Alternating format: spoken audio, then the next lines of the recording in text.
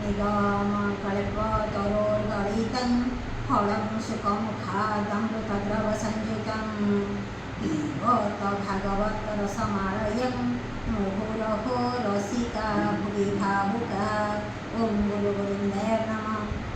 आज अति बड़ी जगन्नाथ दास श्रीमद्भागवत चारोटी पद नहीं आपण मानू मृत्युर वास्तवता आउ जीवनर नश्वरता संबंध में जत्किंचित बुझे कहवाक जाऊँगी।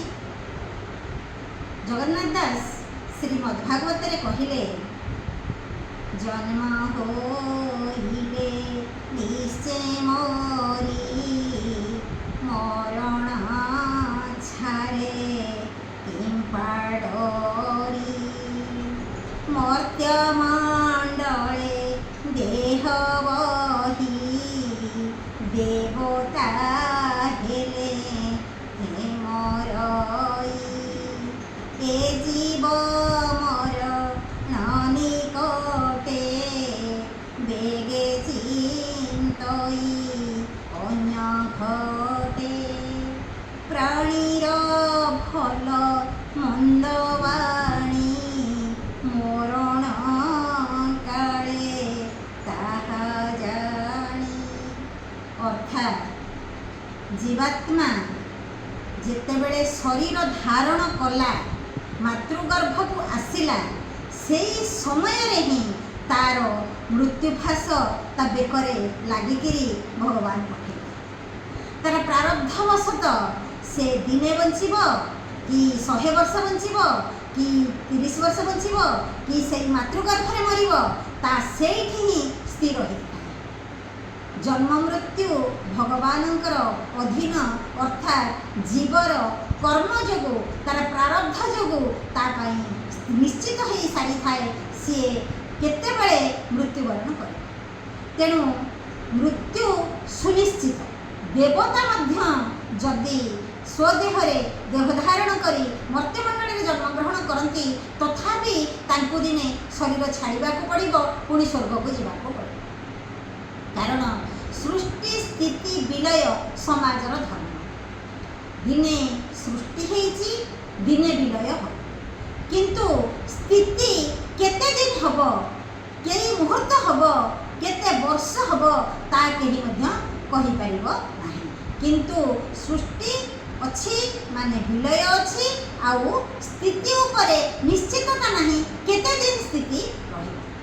प्रत्येक व्यक्ति प्रत्येक जीव प्रत्येक वस्तु सबुर सृष्टि स्थिति विलय यह निश्चित अवधारित आपको कहीं लंघन कर पारे नहीं किंतु ये कथा आसूची जे जेतेबेले आमे निश्चित मरिबा मृत्यु आमर सुनिश्चित आमे एठू शरीर छाड़िबा माने पुणी अन्य घट को जीवा अन्य जीव को जीवा ताहा हुए तो देवता आड़ को हो पारे पशु आड़ को इतर जनी आड़ को हो पारे राक्षस आड़ को हो पारे किंबा भूत प्रेत पिशाच नर किन्नर आड़ को हो पारे किंतु हबाटा अवधारित सुनिश्चित जहाँकि आमर कर्म जोगु ही स्थिर होता। तेणु जीवर भलमंद बाणी मरण काले ताहा जाए।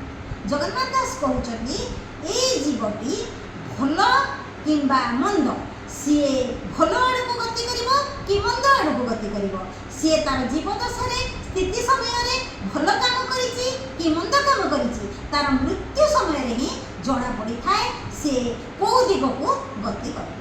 तेणु यही कथा को आमे जानी मृत्युर सत्यता मृत्युर वास्तवता को हृदयंगम करी जीवनर नश्वरता संबंध में जीवनर क्षणता संबंध में आमे सचेतन हवा।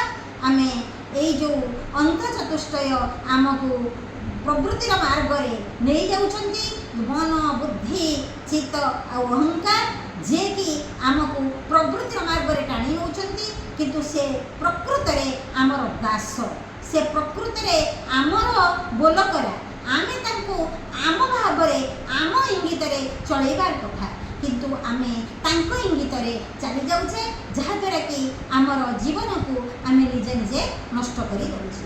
तेणु एतिकी कहूची समस्ते सत्मार्ग स्वाध्याय द्वारा सत् भाव जीवन को परिचालना करवा प्रकृत विज्ञ व्यक्तिर लक्षण जाए।